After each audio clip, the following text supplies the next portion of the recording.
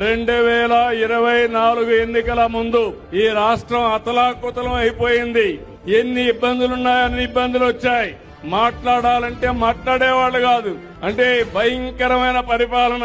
కడాన నాలాంటి వాడికి కూడా ఒక సాయంత్రం వచ్చి అరెస్ట్ చేసి జైల్లో పెట్టేశారంటే ఇంకా మామూలు వాళ్ళ పరిస్థితి ఏంటో చెప్పాలా.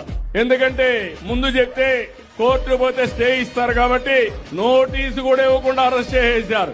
రాష్ట్రంలో ఒక రాక్షస పాలన, ఒక సైకో పాలన జరిగింది. పోరాడాం.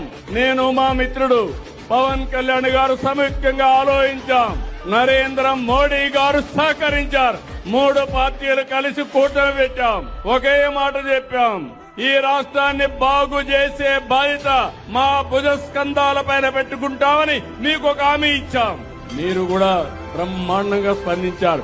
నేను రాజకీయాల్లో 78 నుంచి ఉన్నాను గాని మొట్టమొదటిసారిగా పెట్టిన అభ్యర్థులందరినీ గెలిపించారు.